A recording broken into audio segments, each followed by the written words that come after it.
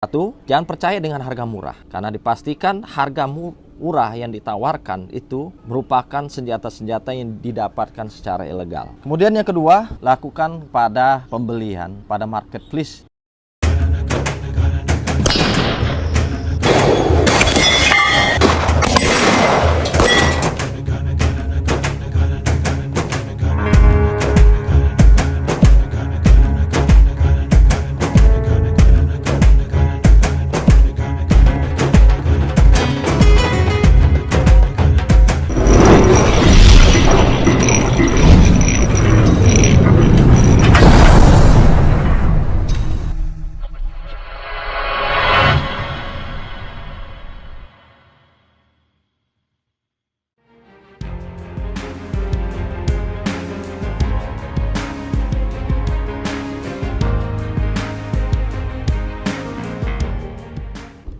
Oke guys, kembali dengan channel YouTube Agus Setiawan SMH. Kembali kita akan membahas seputaran senjata yang ada di masyarakat, warga sipil, termasuk TNI Polri. Tentunya senjata itu ada yang memiliki izin, ada yang tidak memiliki izin, ada yang sama sekali tidak memerlukan izin untuk memiliki dan menggunakannya. Kali ini kita akan membahas tentang aksi penipuan dengan menggunakan aplikasi di media sosial. Di media sosial banyak sekali aplikasi-aplikasi yang memang sekarang banyak digunakan, seperti aplikasi TikTok, aplikasi Instagram, kemudian aplikasi yang bersifat berkomunikasi, WA, kemudian juga Facebook ya. Sehingga kita harus hati-hati untuk mempunyai aplikasi-aplikasi yang kita simpan di HP ataupun yang kita simpan, kita gunakan dalam media sosial. Karena apa? Ini akan bisa digunakan atau bisa dihack oleh orang lain untuk digunakan dengan aksi penipuannya. Oleh karena itu, pada tayangan kali ini kita akan lihat contoh dari aksi penipuan dilakukan oleh pelaku yang mengatasnamakan sebagai anggota Tactical Safety Pen dan juga mengaku sebagai anggota Perbakin. Saya pagi ini sudah mendapatkan laporan tentang hal ini dari rekan-rekan, terutama pencipta YouTuber saya. Dia tertipu karena dia membeli senjata api dengan tidak resmi, dengan melakukan online. Nah, kita lihat di video ini. Di sini kita lihat dia mengaku sebagai anggota importir Indonesia, sebagai importir yang memperjualbelikan senjata. Kita lihat dia memposting ada berapa jenis senjata api yang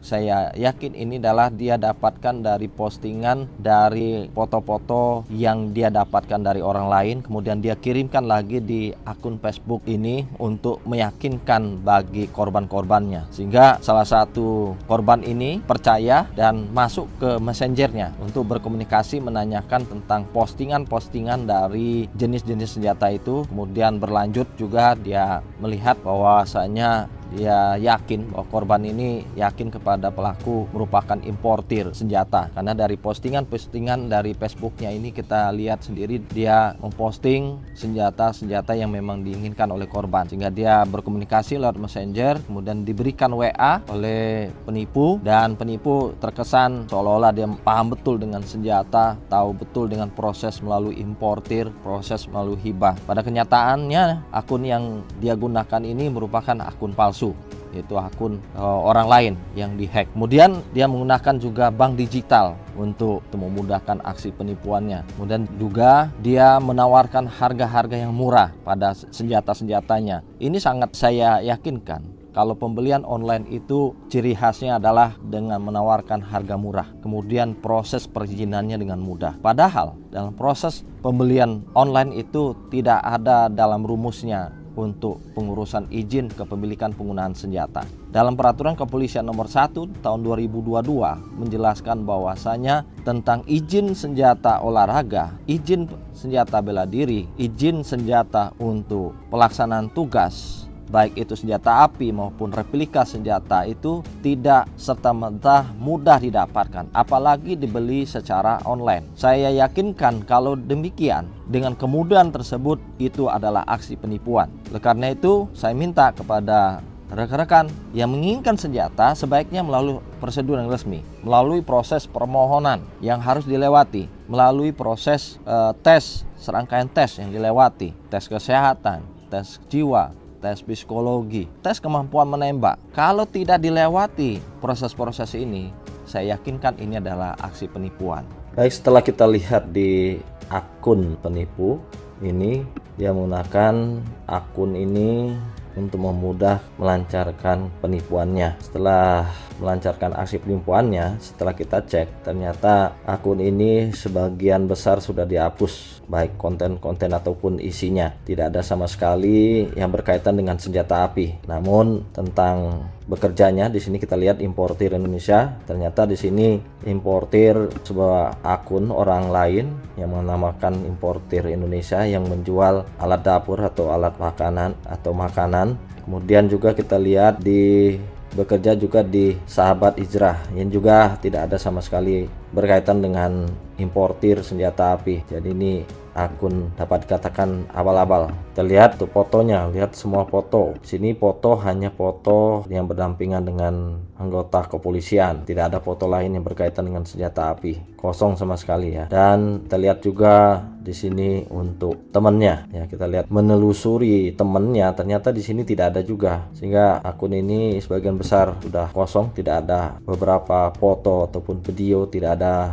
memosting terkait senjata api untuk menipu calon pembelinya.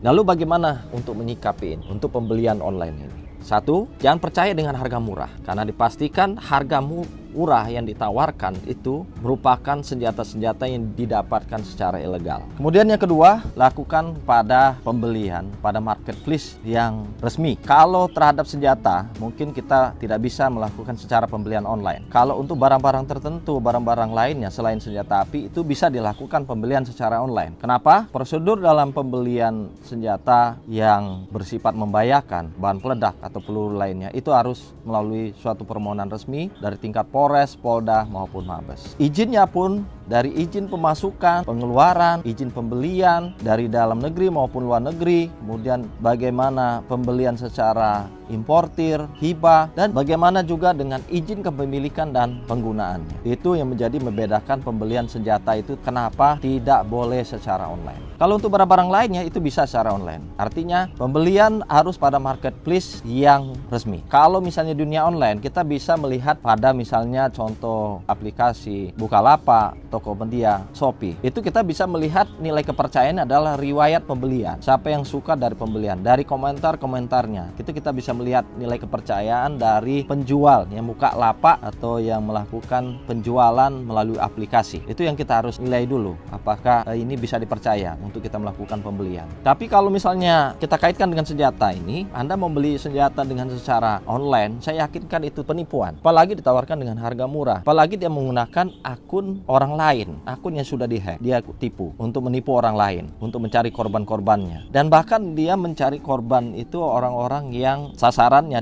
dia ketahui. Sehingga terhadap orang-orang tertentu ketika dia masuk kepada akun tersebut, dia akan melihat dari contoh untuk Facebook ini. Dia akan melihat apakah di profilnya orang itu dapat dipercaya untuk dilakukan usahanya untuk menipu. Jadi dia orang-orang tertentu saja dia bisa lihat. Bahkan dia menggunakan akun ini dirubah-rubah atau dia hapus dengan profil lamanya dengan ganti profil yang baru dengan aksi penipuan lain. Dari akun tersebut dia rubah fotonya, dia mengambil foto orang lain, kemudian dengan barang dagangan yang baru dia aksi penipuan. Oleh karena itu hati-hati. Karena akun yang kita miliki itu bisa dihack oleh orang lain. Kemudian yang ketiga, untuk mencegah supaya kita tidak tertipu oleh pembelian terhadap barang-barang online ini, kita harus berkoordinasi dengan Kominfo. Karena Kominfo akan memberikan informasi terhadap marketplace yang dipercaya yang melakukan penjual pembelian. Dan juga ada OJK. Jadi kita bisa berkoordinasi dengan otoritas jasa keuangan terhadap transaksi jual beli. Apalagi penipu menggunakan bank-bank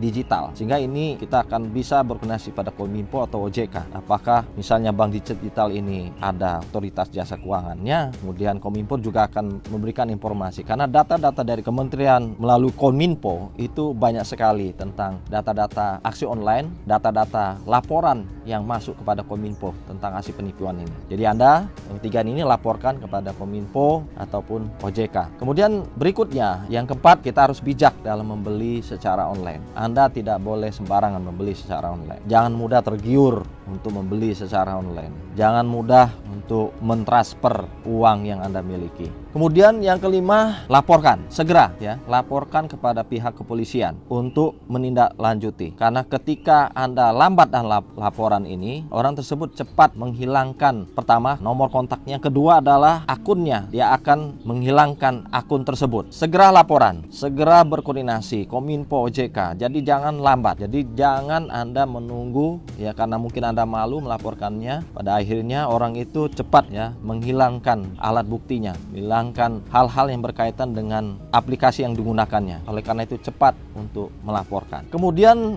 yang kelima, jangan begitu saja Anda mengirimkan data-data penting Anda seperti KTP atau identitas lainnya yang diminta oleh penipu. Karena itu membahayakan. Karena bisa aja identitas itu dipergunakan untuk aksi penipuan berikutnya. Dia menggunakan untuk mendaftarkan nomor handphone baru atau membuat email baru. Ini sangat membahayakan. Jadi jangan begitu saja memudahkan mengirimkan data identitas kita. Ini sangat berbahaya. Oke guys, itu saja. Semoga tayangan ini bermanfaat. Kita sudah menganalisa tentang aksi penipuan ini yang dilaporkan oleh subscriber saya, penonton setia saya di YouTube Agustiawan SIMH. Ini semoga menjadi pembelajaran bagi rekan-rekan lainnya. Jangan percaya begitu saja dengan aksi-aksi penipuan yang dilakukan oleh orang yang menggunakan akun yang sudah dihack, yang digunakannya dengan menggunakan akun-akun palsu ya, apalagi menggunakan foto, menggunakan barang-barang yang dia dapatkan kemudian dia share kembali, diposting kembali di aplikasi tersebut. Anda jangan mudah percaya. Kemudian silahkan komentar di video saya ini, silahkan memberikan masukan agar tidak ada lagi yang tertipu, agar tidak ada lagi yang percaya begitu saja untuk melakukan pembelian secara online, apalagi kepada aplikasi-aplikasi yang tidak percaya, pada marketplace yang tidak dipercaya. Semoga tayangan ini bermanfaat. Jangan lupa like video ini, jangan lupa share video ini, silahkan komentar video ini sebagai memberikan masukan dan saran, dan tentunya jangan lupa subscribe bersama channel YouTube Agustiawan SIMH.